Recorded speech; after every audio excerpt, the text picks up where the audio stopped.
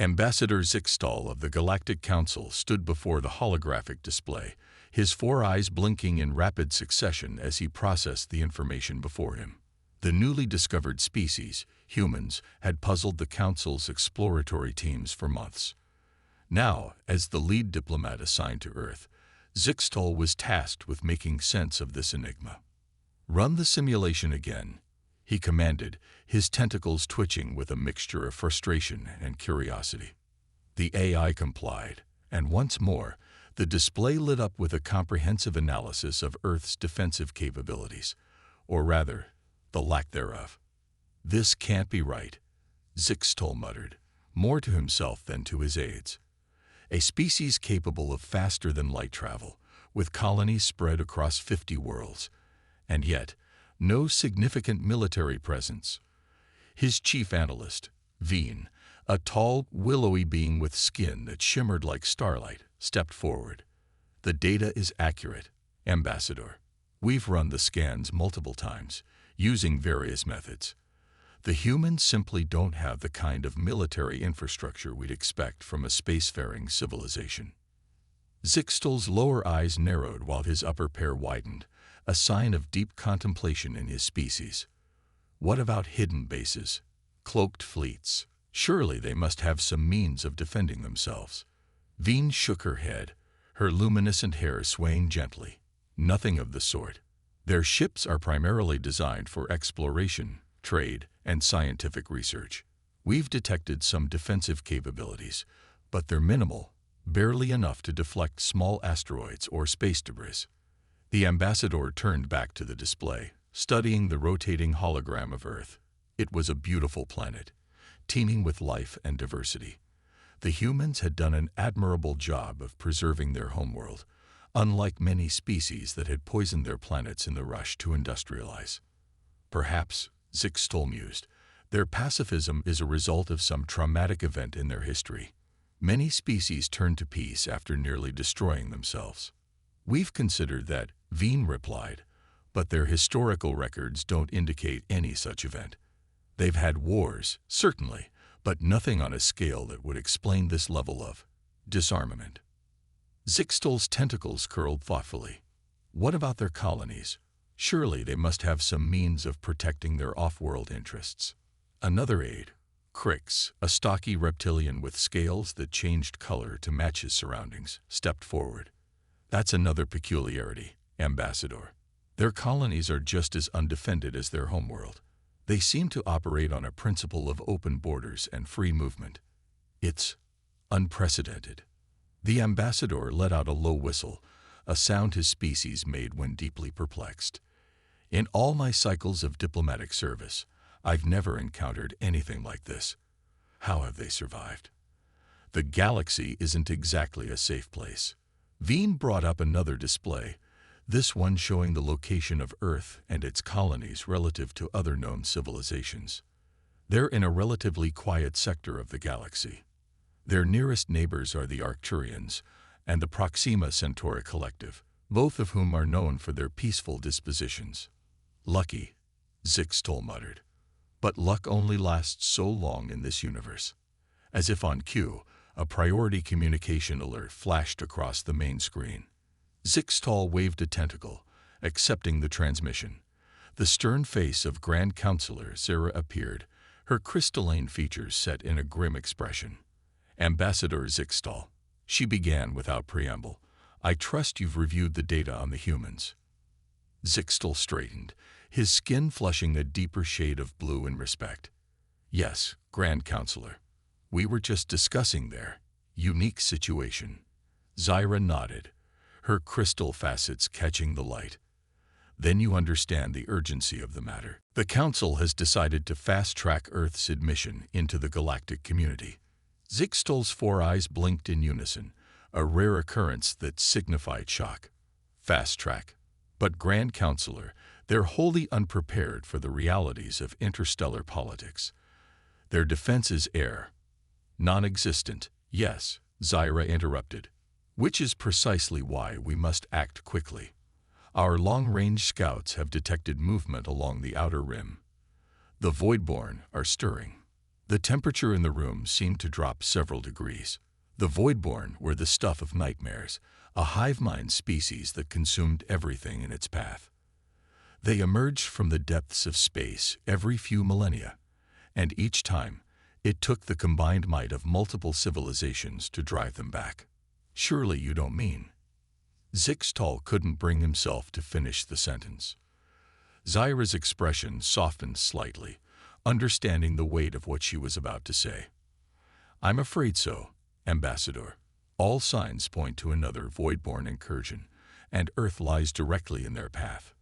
Zixtal's mind raced. Earth, with its lack of defenses and its strategically important location, would be easy prey for the Voidborn. And once they established a foothold there, they would have access to the heart of the galaxy. What would you have me do, Grand Counselor? He asked, already dreading the answer. You are to make official first contact with the humans immediately, Zyra declared. Offer them membership in the Galactic Council, along with all the protections and responsibilities that entails. Zixtal nodded, but he couldn't shake the feeling of unease that settled over him. And if they refuse? Zyra's crystalline features hardened once more. Then make them understand the gravity of their situation. One way or another, Ambassador, Earth must be prepared for what's coming. The fate of the galaxy may well depend on it. As the transmission ended, Zixtal turned to his team, seeing his own concern reflected in their eyes. They all understood the monumental task that lay ahead of them. Well, he said, trying to inject some optimism into his voice, it seems we have our work cut out for us. Veen, prepare the first contact protocols. Crix, I want a detailed analysis of human culture and decision-making processes. We need to find the best way to approach them with this delicate information. As his team sprang into action, Zixtal turned back to the holographic display of Earth. The beautiful blue and green sphere rotated slowly, blissfully unaware of the cosmic storm that was about to engulf it. I hope you're ready for this, he murmured to the image of Earth. For all our sakes. The next few days would determine not just the fate of humanity, but potentially that of the entire galaxy. And as Zixtal began preparations for humanity's cosmic awakening, he couldn't help but wonder, how do you tell a peaceful species that the universe is about to thrust them into the greatest war they've ever known? The answer, he suspected, would shape the course of galactic history for millennia to come. The threat emerges. The sleek diplomatic vessel Starweaver glided into Earth's orbit, its iridescent hull reflecting the golden sunlight. Inside, Ambassador Zixtal stood before a full-length mirror, adjusting his ceremonial robes. Today was the day, humanity's official introduction to the galactic community. Ambassador, Veen's voice came through the intercom. The human representatives are ready to receive us. Zixtal took a deep breath, his 4 eyes blinking in sequence. Very well. Let's make history. The landing was smooth, the Starweaver touching down in a specially prepared area outside the United Nations headquarters in New York. As the ramp lowered, Zixtal was struck by the sheer number of humans gathered to witness the event. Their faces showed a mix of emotions: excitement, fear, wonder, and curiosity. At the forefront stood a small group of dignitaries, led by a woman with graying hair and a commanding presence. She stepped forward as Zixtal descended the ramp. Ambassador Zixtal, she said, her voice steady despite the momentous occasion. I'm Dr. Elena Rodriguez, Secretary General of the United Nations. On behalf of humanity, welcome to Earth. Zixtal bowed slightly, his tentacles curling in a gesture of respect. Thank you, Secretary General. It is an honor to be here. The formalities proceeded smoothly, with speeches, handshakes, a custom Zixtal found oddly endearing, and the exchange of symbolic gifts. But as the initial excitement waned, Zixtal could sense the underlying tension. The humans knew this wasn't just a social call. Later, in a secure conference room, Zixtal faced a panel of Earth's leaders. Dr. Rodriguez sat at the center, flanked by military commanders, scientists, and politicians from various nations. Ambassador, Dr. Rodriguez began, her tone now more serious. While we're thrilled at the prospect of joining the galactic community, we can't help but wonder about the urgency. Why now? Zixtal's lower eyes narrowed slightly. They were perceptive. These humans. You're right to ask, Secretary General.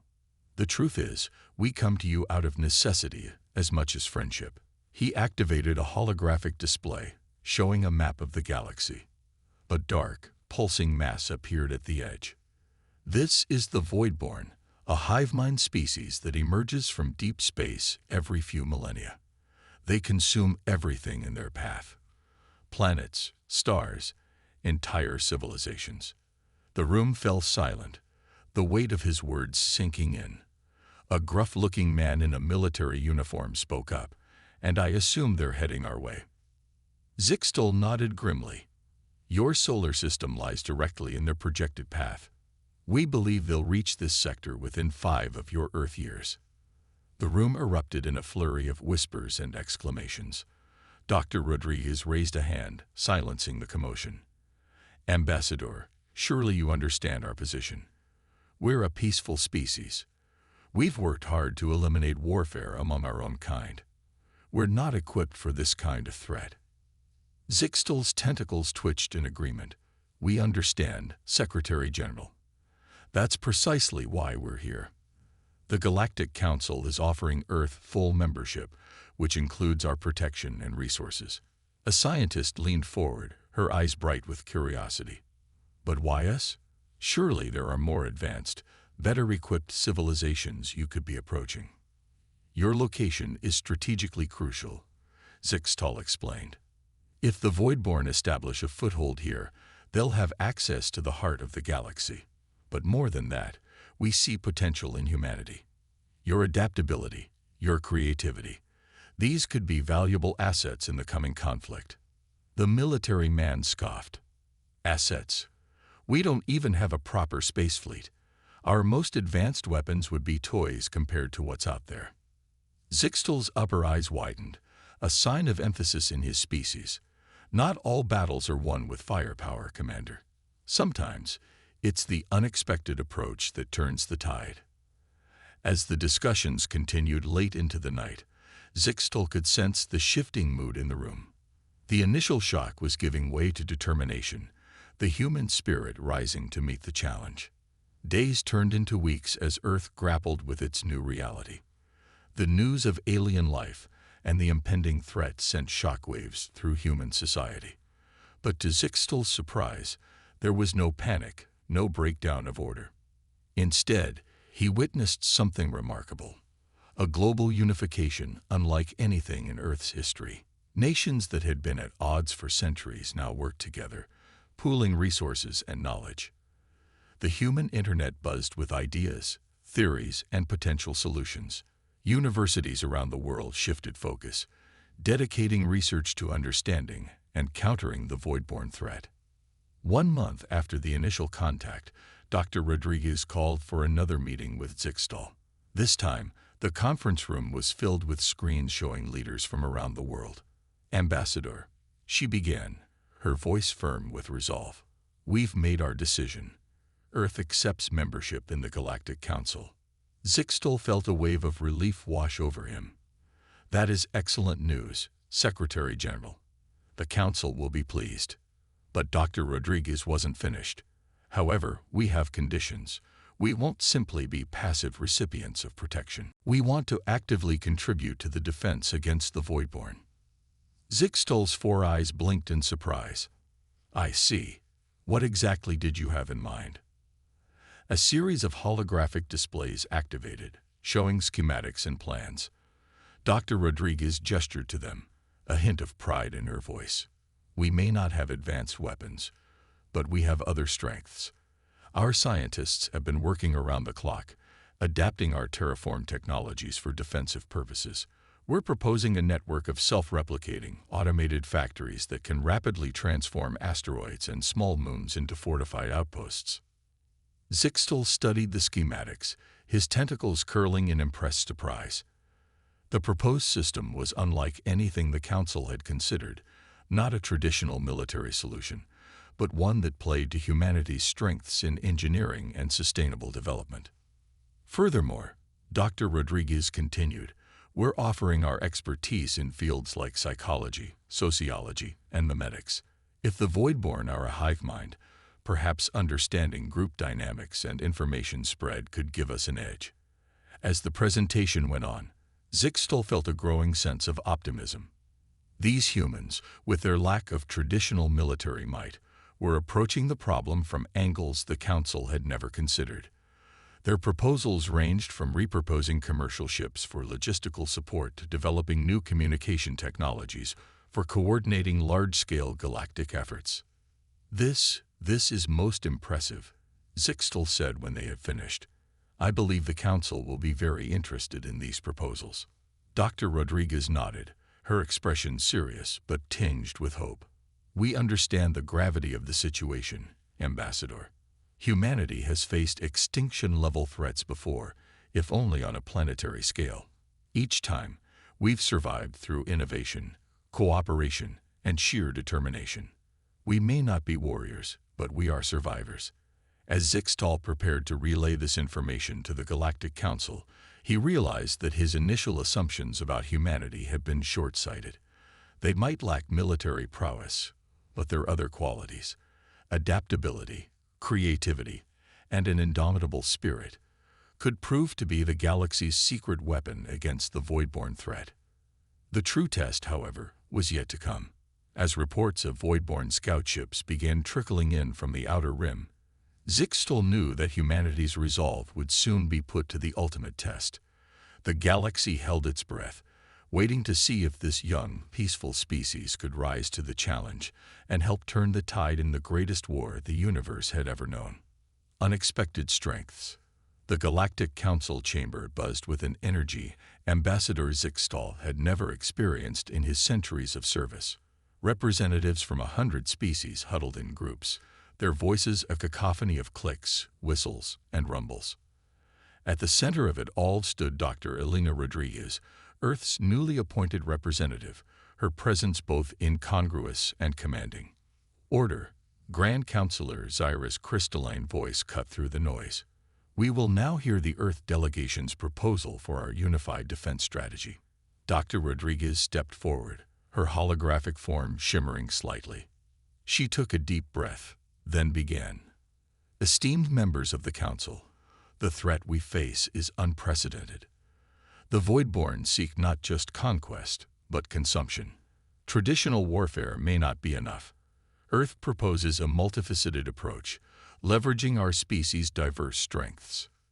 The chamber fell silent as Dr. Rodriguez outlined humanity's plan. It was ambitious, unorthodox, and unlike anything the Council had considered before. First came logistics. Humanity's proposal to convert their vast merchant fleet into a supply network for the war effort was met with skepticism at first.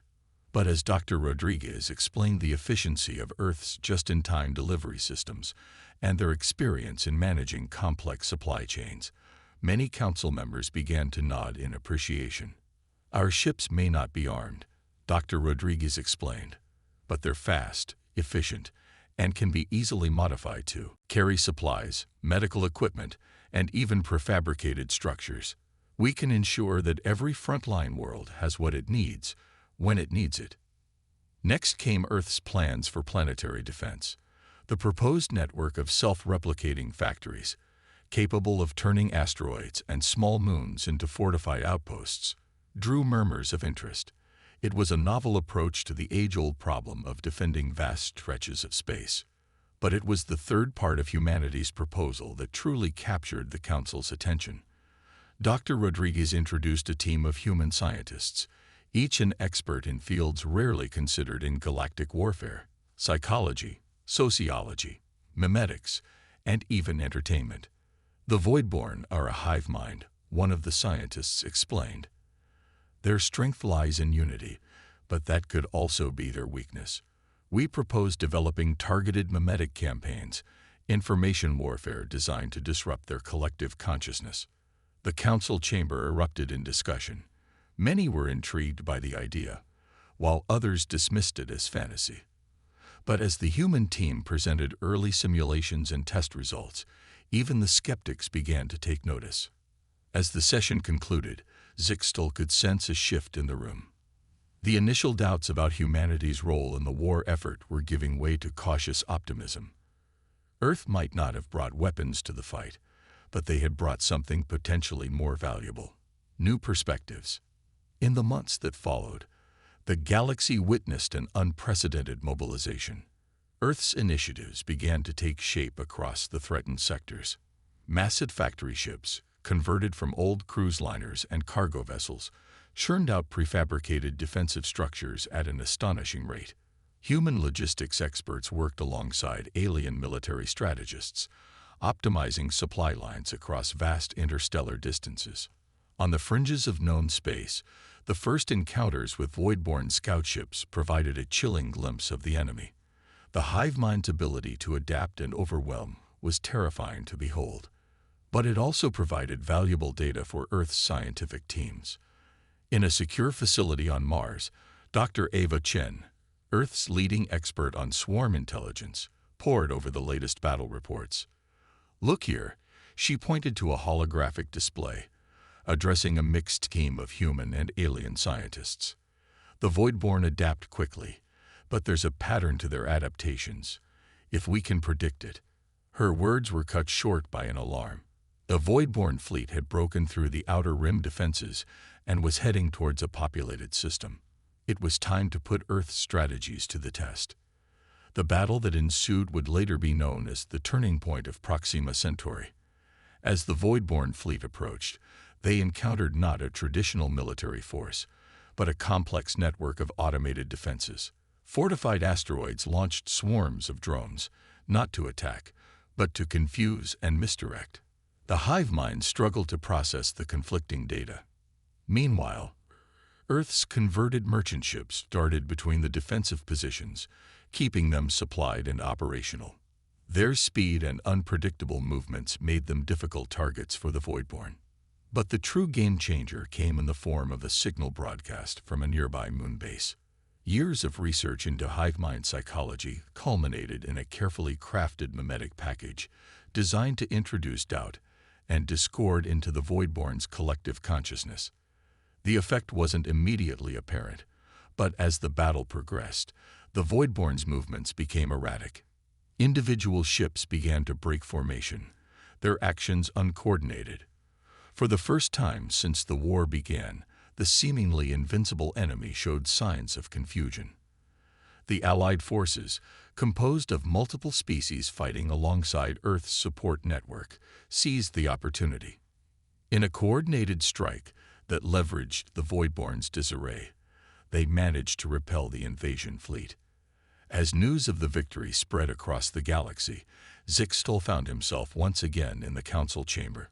The mood was markedly different from a few months ago. Where there had been skepticism, now there was hope. Grand Counselor Zira addressed the assembly, her crystalline features set in a rare expression of optimism. What we witnessed at Proxima Centauri was more than just a military victory. It was proof that our diverse strengths, when united, can overcome even the most formidable foe. She turned to Dr. Rodriguez, who stood tall despite the exhaustion evident on her face. Humanity has shown us that there are many ways to fight a war. Your species' creativity, adaptability, and unique perspective have given us a new hope. Dr. Rodriguez nodded solemnly. We're honored to contribute, Grand Counselor, but this is only the beginning. The Voidborn will adapt to our strategies, and we must be ready to adapt in turn. As the council session adjourned, Zixtal approached Dr. Rodriguez. I must admit, he said, his tentacles curling in a gesture of respect. When we first discovered Earth, I had my doubts about your species' ability to face this threat. I'm glad to have been proven wrong. Dr. Rodriguez smiled, a mix of pride and determination in her eyes. We may not have been prepared for war, Ambassador, but we've always been good at facing the unknown. This is humanity's greatest challenge, and we intend to rise to it. As they looked out at the star-filled vista beyond the council chamber, Both human and alien knew that the real war was just beginning. The Voidborn would return, stronger and more numerous.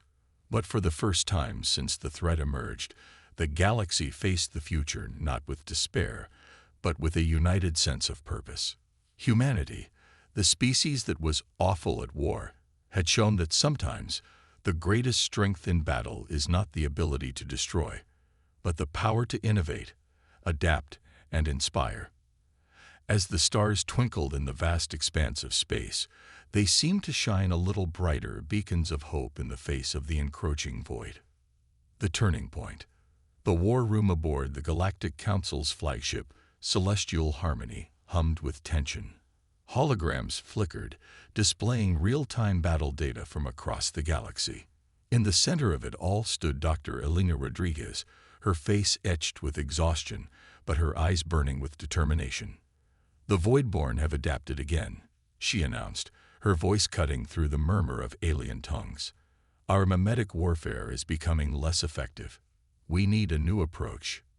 Ambassador Zixtel, now serving as the liaison between Earth and the Council's military command, nodded gravely. "The Hivemind's ability to evolve is unlike anything we've ever encountered. What do you propose, Dr. Rodriguez?" Elena's fingers danced across a holographic interface, bringing up a new set of schematics. "We've been fighting the Voidborn on their terms, trying to match their adaptability. But what if we could make them fight on our terms instead?" The assembled alien commanders leaned in, curiosity piqued.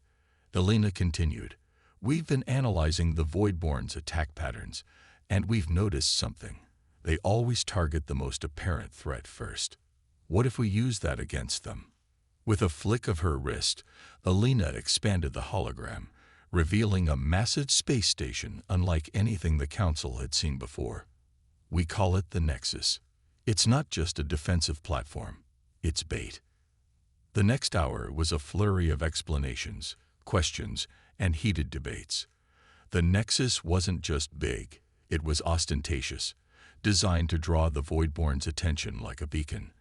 But its true purpose was far more subtle.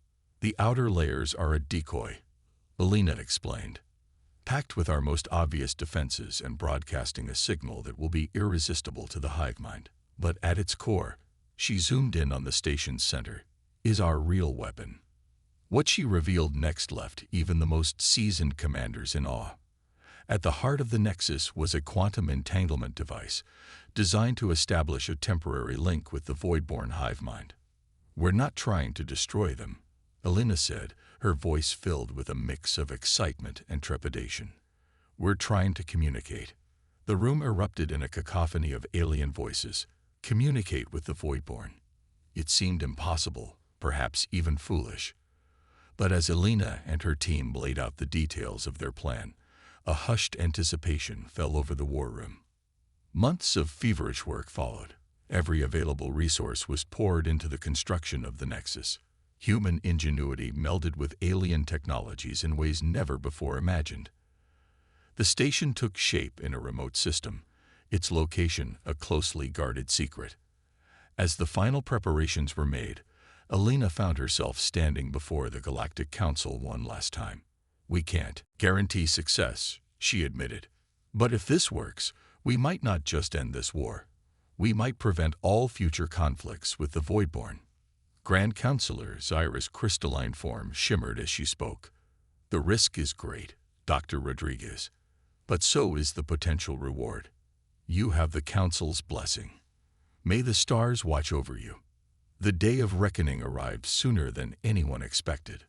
A massive Voidborn fleet, larger than any encountered before, emerged from hyperspace near the Nexus. Just as predicted, they homed in on the station's broadcast like moths to a flame. Aboard the Nexus, Elena and a hand-picked crew of humans and aliens watched as the Voidborn ships approached. "All systems are go," reported Dr. Yuki Tanaka, Earth's leading quantum physicist. "Entanglement device is primed and ready." Helena took a deep breath. "Initiate Phase 1. The outer layers of the Nexus came to life, a dazzling display of weapons fire and energy shields. The Voidborn responded predictably. focusing their attack on the most obvious threats.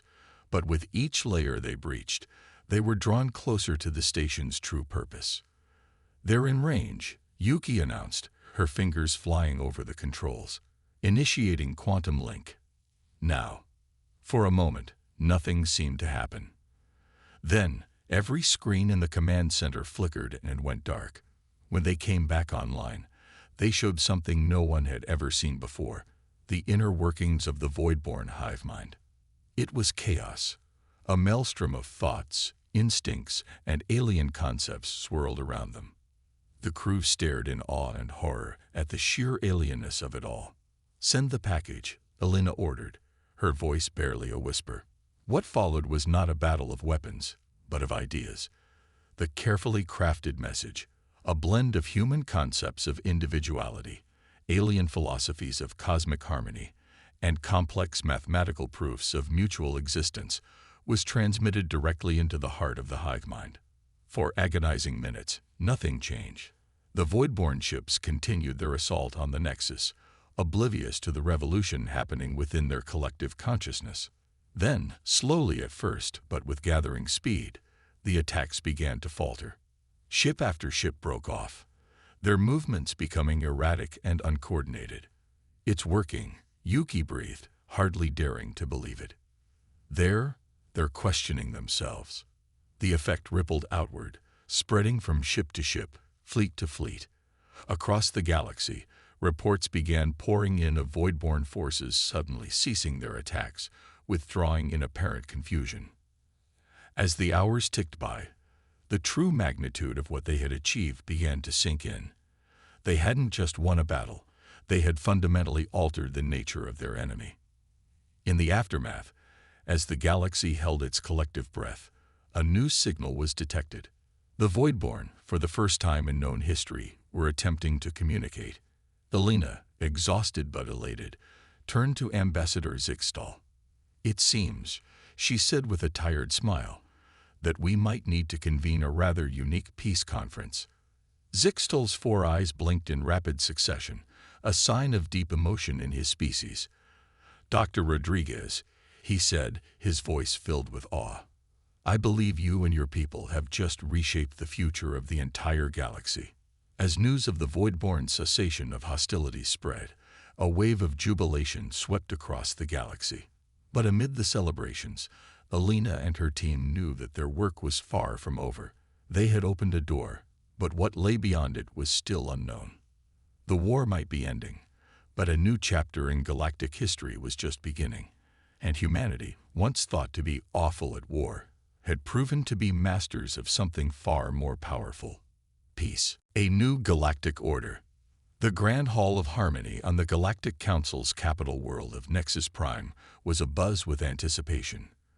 Representatives from every corner of the galaxy had gathered for an event unprecedented in cosmic history: the signing of a peace treaty with the Voidborn. At the center of it all stood Dr. Elena Rodriguez, now hailed as the peacemaker of the stars. Her once black hair had turned completely silver, a testament to the stress of the past few years. Yet her eyes sparkled with the same determination that had seen humanity through its greatest challenge.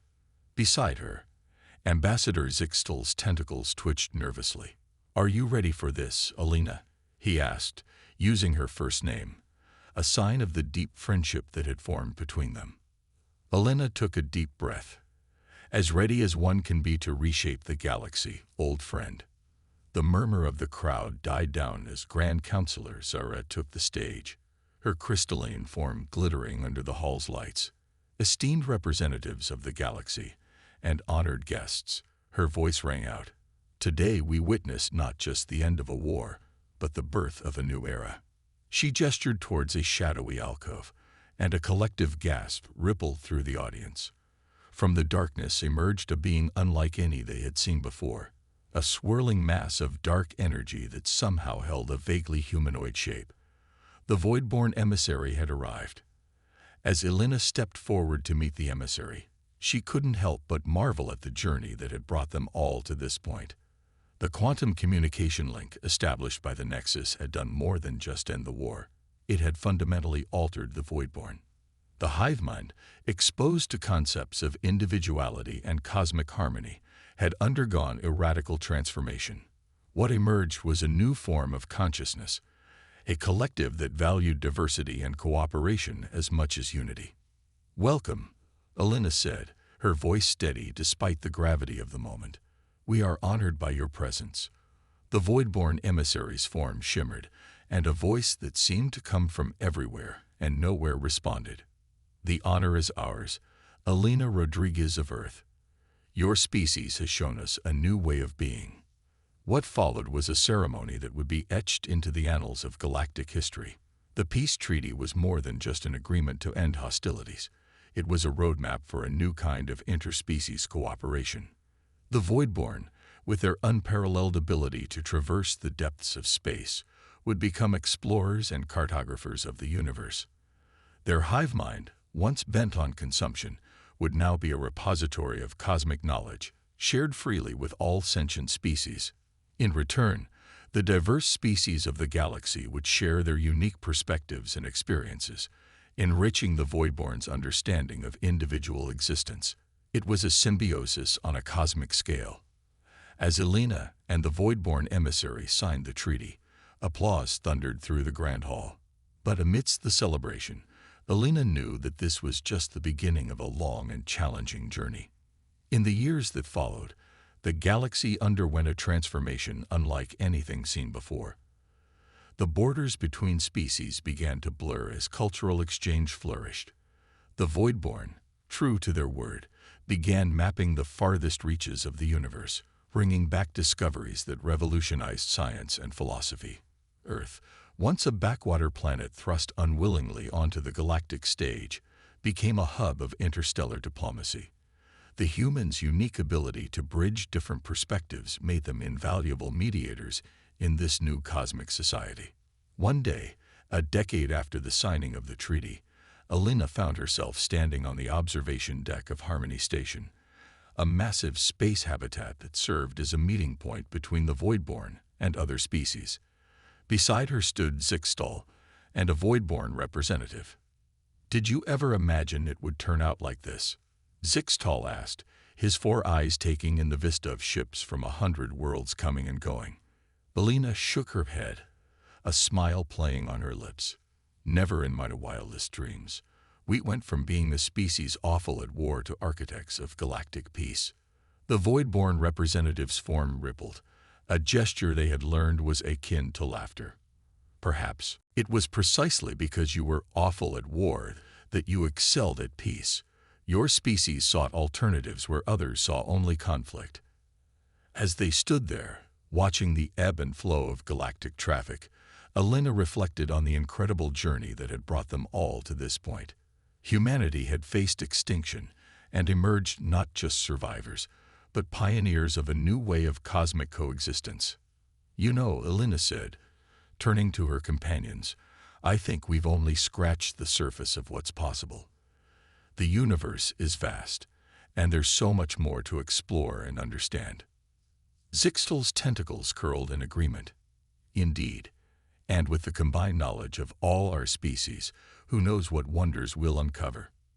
The Voidborn representative pulsed with excitement. "The collective anticipates great discoveries. But more than that, we anticipate growth, not in size or power, but in understanding." As the conversation flowed, touching on topics from quantum physics to philosophy, Alina felt a deep sense of contentment.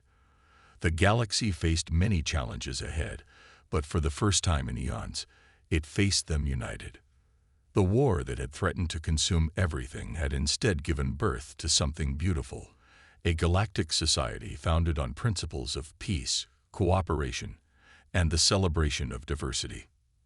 As Alina gazed out at the star-filled expanse, she couldn't help but feel a sense of pride.